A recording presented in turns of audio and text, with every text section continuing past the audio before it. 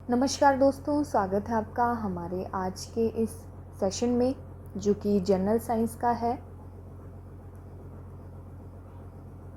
हमारे सेशन में हम बात कर रहे हैं बायोलॉजी के कुछ टॉपिक्स की और 3 लेक्चर्स हमने ऑलरेडी डिस्कस कर लिए हैं और जो लास्ट हमारा लेक्चर था वो था ह्यूमन डाइजेस्टिव सिस्टम के ऊपर।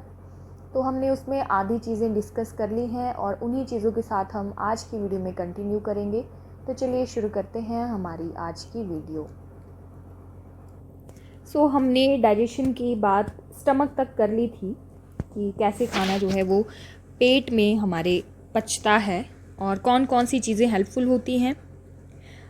अब हमारे पास नेक्स्ट है स्मॉल इंटेस्टाइन। उससे पहले देख लेते हैं हम कि जितनी भी 50% प्रोटीन एंड फैट्स मतलब वसा और प्रोटीन जो होती हैं वो स्टमक में हमारे पेट में डाइजेस्ट हो जाती हैं। उसके बाद जो है वो नेक्स्ट आती है स्मॉल इंटेस्टाइन, जिसे छोटी आंत बोला जाता है और इसकी लगभग लेंथ रहती है 6.25 सेंटीमीटर। ये लार्ज इंटेस्टाइन से बड़ी होती है क्योंकि ये क्वाइल्ड मतलब ऐसे प्रेजेंट होती है। ये लेंथ में जो है स्मॉल इंटेस्टाइन वो लार्ज इंटेस्टाइन से बड़ी होती है एंड इसमें जो है carbohydrates, protein, fat and nucleic acid digest होते हैं। हिंदी में बात करें तो न्यूक्लिक एसिड को नाभिकीय अम्ल बोलते हैं जो कि पचता है छोटी आंत में और ये एब्जॉर्ब करेगी, अवशोषण करेगी न्यूट्रिएंट्स का। जो भी हमारे पास पौष्टिक तत्व होंगे उनको एब्जॉर्ब करेगी ब्लड यानी रक्त और लिम्फ लसिका के लिए, जो कि जितने भी न्यूट्रिएंट्स हमारे लिम्फ एंड ब्लड के लिए हेल्पफुल होंगे वो स्मॉल इंटेस्टाइन एब्जॉर्ब कर लेगी। अब स्मॉल इंटेस्टाइन यानी छोटी आंत के 3 पार्ट होते हैं, 3 भाग होते हैं। फर्स्ट वन होता है ड्यूडेनम, जिसे हिंदी में गहनी बोला जाता है। सेकंड वन होता है जिजुनम, जिसे मध्यांत्र बोला जाता है एंड थर्ड वन होता है इलियम, जिसे सेशांत्र बोला जाता है। और ये जो थर्ड पार्ट है स्मॉल इंटेस्टाइन का वो हाईली क्वाइल्ड होता है, मतलब सबसे ज़्यादा कुंडलित होता है। आप देख सकते हैं डायग्राम में कि ये वाला हिस्सा जो है ये हमारा स्मॉल इंटेस्टाइन का रहता है और यहाँ पे बहुत ही ज़्यादा क्वाइल्ड लेयर्स होती हैं और सबसे ज़्यादा मतलब जो हाईली क्वाइल्ड है, सबसे ज़्यादा कुंडलित जो है वो इलियम है स्मॉल इंटेस्टाइन का। अब हम नेक्स्ट बात करेंगे लार्ज इंटेस्टाइन, जिसे बोला जाता है बड़ी आंत। छोटी आंत के बाद बड़ी आंत में जाएगा खाना। अब बात कर लेते हैं इसकी लेंथ की। तो ये 1.5 मीटर्स तक लेंथ होती है लार्ज इंटेस्टाइन की। लार्ज इंटेस्टाइन यानी बड़ी आंत में भी 3 पार्ट्स होते हैं, 3 भाग उपस्थित होते हैं। फर्स्ट वन है सीकम, जिसे उंडुक बोला जाता है। सेकंड वन है कोलोन, जिसे वृद्धांत्र बोला जाता है एंड थर्ड वन है रेक्टम, जिसे मलाशय बोला जाता है। ये जो सेकंड है कोलोन, यहाँ पे ये जो मतलब एक ट्रैक्ट है, ये रास्ता है जहाँ से मल यानी फीसिस जो है वो एक्सक्रीट होता है। जितना भी हमारी बॉडी में एब्जॉर्ब हो जाएगा, जैसे खाना हमने खाया वो सिंपलर फॉर्म में टूटा, वहाँ से न्यूट्रिशन एब्जॉर्ब हुए, वाटर, मिनरल्स, सारी चीज़ें एब्जॉर्ब होके जो वेस्ट बच जाता है उसे मल बोलते हैं। तो वो कोलोन से होके जो है वो जाता है रेक्टम में एंड रेक्टम को हिंदी में मलाशय बोला जाता है, जहाँ पे टेम्परेरी स्टोर होती है हमारी जितनी भी एक्सक्रीट चीज़ें होती हैं, जो कि वेस्ट चीज़ें होती हैं। मल जो होता है वो थोड़े टाइम के लिए मलाशय यानी रेक्टम में स्टोर होता है और उसके बाद जो है वो एक्सक्रीट हो जाता है। तो अब हम फंक्शन देख लेते हैं लार्ज इंटेस्टाइन का। तो सबसे पहले फंक्शन आता है इसका एब्जॉर्ब वाटर एब्जॉर्ब करती है ये, और यहाँ पे विटामिन बी एंड विटामिन के की फॉर्मेशन होती है। मतलब यहाँ पे विटामिन बी एंड विटामिन के का निर्माण होता है और पानी जो है वो एब्जॉर्ब होता है। एंड नेक्स्ट आता है एनस, जिसे गुदा बोला जाता है।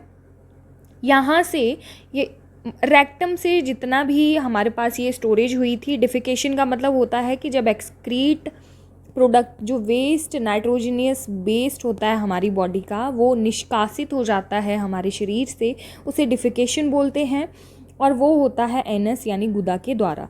तो यहाँ पे एक्सक्रीशन होता है वेस्ट मटेरियल का बॉडी से, शरीर से जो है जितने भी मल होगा वो बाहर निष्कासित हो जाएगा गुदा के थ्रू। अब आगे हम देख लेते हैं कुछ डाइजेस्टिव ग्लैंड्स, जिन्हें हिंदी में बोला जाता है पाचन ग्रंथियाँ। तो सबसे पहले आता है लीवर यानी यकृत, और लीवर जो है वो लार्जेस्ट ग्लैंड है ह्यूमन बॉडी का, या फिर लार्जेस्ट डाइजेस्टिव ग्लैंड है ह्यूमन बॉडी का। और जो इकाई होती है, यूनिट होती है लीवर की, उसे हेपेटोसाइट्स बोलते हैं, हिंदी में भी इसे हेपेटोसाइट्स ही बोलते हैं।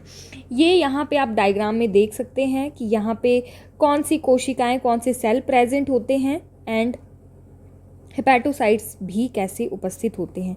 तो ये लीवर है एंड इसके अंदर कुप्फर सेल प्रेजेंट होते हैं, साथ के साथ हेपेटोसाइट्स भी प्रेजेंट होते हैं, जिसे यूनिट ऑफ लीवर बोला जाता है।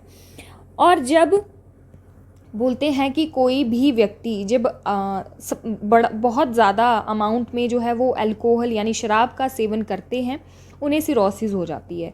तो वो सिरोसिस कुछ नहीं है, जब अल्कोहल की जो कंसंट्रेशन है, अल्कोहल की जो मात्रा है वो ज़्यादा हो जाती है बॉडी में, तो वो डायरेक्ट अफेक्ट करती है लीवर को, जिससे लीवर जो है सड़ जाता है, और यकृत के सड़ने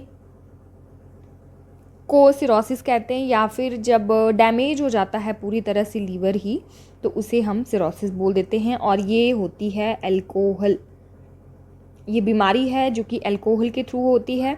और दूसरी चीज़ आती है कि जब स्वेल कर जाता है लीवर, तो उसे हेपेटाइटिस कहते हैं। मतलब कि हेपेटाइटिस ए, हेपेटाइटिस बी, जो डिफरेंट टाइप्स होते हैं, जब काला पीलिया एंड पीलिया वगैरह हो जाता है, तो हमारा लीवर जो है वो स्वेल कर जाता है और हेपेटाइटिस हो जाती है, या फिर उसे हेपेटाइटिस बोलते हैं।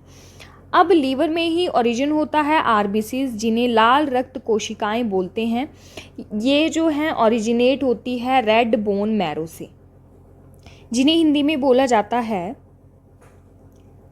लाल अस्थि मज्जा। तो बोलते हैं कि ओरिजिन ऑफ आरबीसीज, क्वेश्चन आता है कि ओरिजिन ऑफ आरबीसीज किसे बोला जाता है, तो रेड बोन मैरो से जो हैं वो आरबीसीज ओरिजिनेट होती हैं। एंड कब्रिस्तान जो है, कब्रिस्तान ऑफ आरबीसीज यानी लाल रक्त कोशिकाओं का ग्रेवयार्ड या फिर कब्रिस्तान बोला जाता है स्प्लीन एंड लीवर सेल्स को। यहाँ पे देख सकते हैं आप कि कब्रिस्तान या फिर ग्रेवयार्ड ऑफ आरबीसीज बोला जाता है स्प्लीन एंड लीवर सेल को। अब हम बात करेंगे कि यहाँ पे एक सब्सटेंस फॉर्म होता है लीवर में, यकृत में एक पदार्थ बनता है जिसे हम बाइल बोलते हैं, ठीक है, हिंदी में पित्त बोलते हैं, जो कि पीले रंग का होता है, येलो इन कलर होता है। और बाइल में जो है वो दो पिगमेंट प्रेजेंट होते हैं, एक बिलिरुबिन होता है एंड दूसरा बिलिवर्डिन होता है। जो बिलिरुबिन का कलर है वो पीला होता है एंड बिलिवर्डिन का कलर ग्रीन होता है।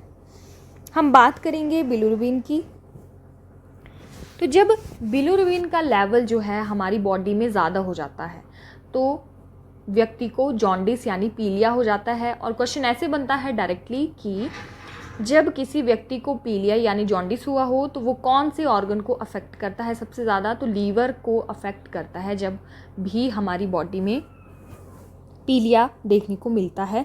क्योंकि पूरी बॉडी जो है वो पीली पड़ जाती है, लीवर अच्छे से काम नहीं करता है एंड बिलिरुबिन की कंसंट्रेशन जो है, बिलिरुबिन का लेवल जो है वो इंक्रीज़ हो जाता है, उसी की वजह से जो है हमारी बॉडी भी पीली पड़ जाती है। अब हम फंक्शन देखेंगे कि लीवर यानी यकृत के फंक्शन क्या क्या हैं। सबसे पहली बात तो है ये बाइल की फॉर्मेशन करता है, मतलब पित्त बनाता है। सेकंड है synthesis of blood protein, blood protein यानी कि रक्त प्रोटीन का भी निर्माण करता है। उसके बाद लिम्फ फॉर्मेशन, जिसे लसिका बोलते हैं, उसको बनाने में भी हेल्पफुल होता है। और एक और बात है कि ये सिक्रीट करता है, निष्कासन करता है हेपरिन प्रोटीन का, जो कि एंटीकोगुलेंट होती है, मतलब रक्त का थक्का नहीं बनने देती है। हेपरिन प्रोटीन जो है वो लीवर के थ्रू सिक्रीट होती है, जो कि रक्त का थक्का बनने नहीं देती है। और यहाँ पे विटामिन ए का निर्माण, मतलब फॉर्मेशन ऑफ विटामिन ए भी होती है। बीटा कैरोटीन प्रेजेंट होती है लीवर में, जिससे विटामिन ए का सिंथेसिस होती है। और ये जो है वो जो भी हमारे पास लाल रक्त कोशिकाएं होती हैं, यानी रेड ब्लड सेल्स जो हैं वो ख़त्म हो जाती हैं, डेड हो जाती हैं, तो वहाँ से जो है वो बीटा कैरोटीन से विटामिन ए का फॉर्मेशन हो जाता है।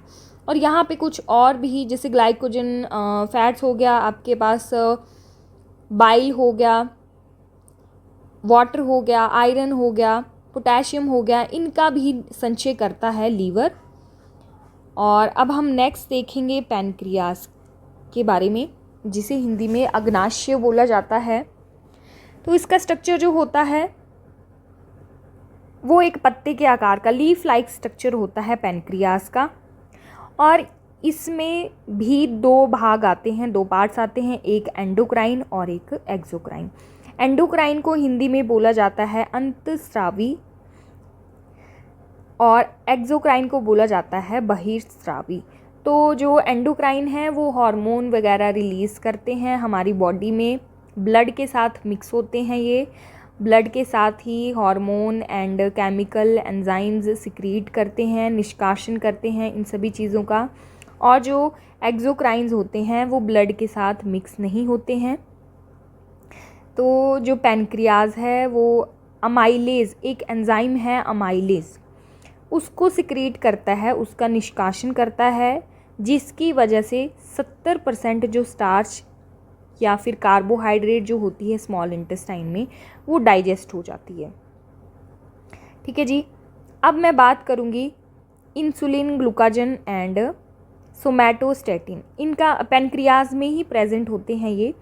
तो इंसुलिन क्या करता है, ग्लूकोज को ग्लाइकोजन प्रोटीन में कन्वर्ट कर देता है, और ग्लूकागन जो है वो ग्लाइकोजन प्रोटीन से ग्लूकोज की फॉर्मेशन करता है।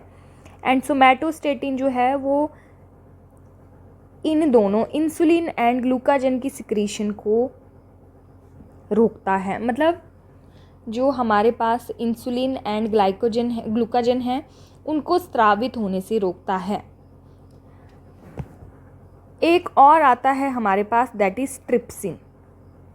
तो ट्रिप्सिन जो है वो पैनक्रियास में रिलीज़ होता है, मतलब अग्नाशय में रिलीज़ होता है, और बहुत ही ज़्यादा तेज़ी से, बहुत ही फ्रीक्वेंटली प्रोटीन एंड फैट्स को, प्रोटीन एंड वसा को डाइजेस्ट कर लेता है। मतलब ट्रिप्सिन जो है वो अग्नाशय में स्रावित होता है और ये बहुत ही तेज़ी से प्रोटीन और वसा का पाचन कर लेता है। उसके बाद आता है गॉल ब्लैडर, जिसे हिंदी में पित्ताशय बोलते हैं। ये पेयर शेप्ड यानी नाशपाती के आकार का होता है और लगभग जो है वो 700 ml जो है वो दैनिक उत्पादन, मतलब 700 मिलीलीटर जो है वो पर डे इसकी सिक्रीशन होती है। और ये इमल्सीकरण करता है फैट्स की, मतलब वसा का जो है वो इमल्सीकरण करेगा। इमल्सिफिकेशन एक प्रोसेस होती है जिसमें फ़ैट जो है वो छोटे छोटे टुकड़ों में ब्रेक डाउन होता है। मतलब जो वसा होगी वो एक, जैसे मान लो कि ये एक कॉम्प्लेक्स है फ़ैट का, तो वो छोटे छोटे टुकड़ों में टूटेगा। गॉल ब्लैडर में होती है ये प्रोसेस, और उसी के थ्रू, मतलब एंजाइम जो है, कुछ एंजाइम, केमिकल एंजाइम हैं जो कि फ़ैट्स को छोटे छोटे सिंपलर फॉर्म में तोड़ते हैं और ये एब्जॉर्ब होते हैं, डाइजेस्ट हो जाते हैं और अपना फंक्शन परफॉर्म करते हैं। अब हम जनरल लैंग्वेज में बोलते हैं कि किसी इंसान को पथरी हो गई है या फिर स्टोन्स हो गए हैं, तो जब भी कैल्शियम ऑक्सलेट की कंसंट्रेशन, कैल्शियम ऑक्सलेट का जो लेवल है वो गॉल ब्लैडर में ज़्यादा हो जाता है, ठीक है, तो उन्हें हम स्टोन्स बोलते हैं, जो कि स्टोन्स मतलब छोटे छोटे पीसीस की फॉर्म में होती हैं और वो गॉल ब्लैडर में होती हैं। मतलब पित्ताशय में जो पथरी होती है का भंडारण जो होता है वो कैल्शियम ऑक्सलेट की वजह से होता है, जिन्हें हम गॉल ब्लैडर स्टोन्स बोलते हैं। नेक्स्ट हम बात करेंगे गैस्ट्रिक ग्लैंड्स की, जिन्हें जठर ग्रंथियां बोलते हैं। गैस्ट्रिक ग्लैंड्स हमने देखे थे स्टमक में यानी अग्नाशय में, अमाशय में। तो जितने भी गैस्ट्रिक जूसेस होते हैं वो हमारे स्टमक में रिलीज़ होते हैं, और जो भी हमारा फूड होता है, भोजन होता है, वो कॉम्प्लेक्स फॉर्म से सिंपलर फॉर्म में टूटता है और डाइजेस्ट होता है। यानी कि भोजन को छोटे छोटे टुकड़ों में कौन तोड़ते हैं? गैस्ट्रिक ग्लैंड्स तोड़ते हैं। और ये ग्लैंड जो हैं, ये ग्रंथियाँ जो हैं हमारे स्टमक यानी अमाशय में उपस्थित होती हैं। नेक्स्ट हम बात करेंगे सलाइवरी ग्लैंड्स, जिन्हें लार ग्रंथियाँ बोलते हैं। जहाँ पे सलाइवा प्रेजेंट होगा, जहाँ से सलाइवा रिलीज़ होगा, वो सलाइवरी ग्लैंड्स होंगी। और सलाइवा जो है हमारे माउथ में प्रेजेंट होता है, मतलब हमारे बक्कल कैविटी में, मुंह में प्रेजेंट होता है, मुख गुहिका में उपस्थित होते हैं ये। और 3 जोड़ों में, मतलब 3 टाइप के जो हैं वो ग्लैंड्स प्रेजेंट होते हैं हमारी बक्कल कैविटी में। तो 1 बाय 1 देखेंगे हम। फर्स्ट है पैरोटिड ग्लैंड, जिसे कर्णपूर्ण ग्रंथि बोला जाता है। सेकंड है सब मैक्सिलरी ग्लैंड, जिसे अपोहन ग्रंथि बोला जाता है। एंड थर्ड वन है सबलिंगुअल ग्लैंड, जिसे अधोजिह्वा ग्रंथि बोला जाता है। और जो भी हमारे माउथ में इन्फेक्शन वगैरह हो जाता है, मम्प्स वगैरह हो जाते हैं, वो पैराटाइड ग्लैंड में होते हैं। मतलब उनकी जो साइट रहती है वो कर्णपूर्ण ग्रंथि यानी पैराटाइड ग्लैंड में होती है। मतलब जो भी हमारे माउथ का इन्फेक्शन, मसूड़े वगैरह होंगे वो इस ग्लैंड में होंगे। नेक्स्ट है लार। लार का मतलब है सलाइवा। जो थूक होता है वो कितना रिलीज़ होता है, मतलब कितनी उसकी पर डे की सिक्रीशन होती है बक्कल कैविटी में। तो 1.5 लीटर जो है वो पर डे हमारे मुंह में लार बनती है और वो सिक्रीट होती है। ठीक है। और पीएच जो है वो इसकी 6.8 रहती है। स्लाइटली अल्कलाइन होता है, बेसिक होता है, क्षार होता है ये। अब हम कंपोजिशन की बात करेंगे तो हमारी सलाइवा में वाटर जो है वो 95% रहता है, और लाइजोसोम्स जो कि एंजाइम हैं, और थाइनोसाइट्स, आइंस एंड एंजाइम, और कुछ और भी इसके साथ में आइंस प्रेजेंट होते हैं सलाइवा में।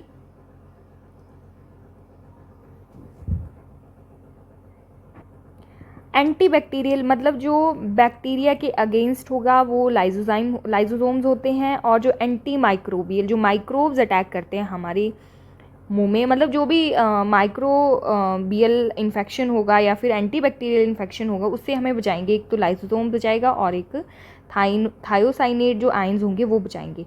और जो हमारे एंजाइम प्रेजेंट होते हैं हमारी सलाइवा में, जब हमने डाइजेशन स्टार्ट की थी तो हमने स्टार्टिंग में यही बोला था कि डाइजेशन जो है वो हमारे मुंह से ही स्टार्ट हो जाती है, हमारे माउथ से ही स्टार्ट हो जाती है सलाइवा के थ्रू, क्योंकि सलाइवा में हमारे पास एंजाइम प्रेजेंट होते हैं, जिसके वजह से जो है वो स्टार्च की डाइजेशन हमारे माउथ से ही स्टार्ट हो जाती है।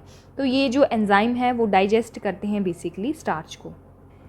तो ये था ह्यूमन डाइजेस्टिव सिस्टम के बारे में, यानी मानव पाचन तंत्र के बारे में। हमने देखा कि कैसे जो है वो भोजन, हमारा फूड डाइजेस्ट होता है, कौन कौन से ऑर्गन में जाके कैसे कैसे हमारे पास ट्रैक्ट रहता है, कौन कौन सी नली रहती है, किस चीज़ में कौन सी चीज़ें डाइजेस्ट होती हैं स्टमक में, हमारे पेनक्रियाज में, liver, gall bladder, large intestine, small intestine, फिर कैसे जो है वो खाना स्टोर होता है, कैसे पचता है, कैसे निष्कासित होता है, कैसे एक्सक्रीट होता है।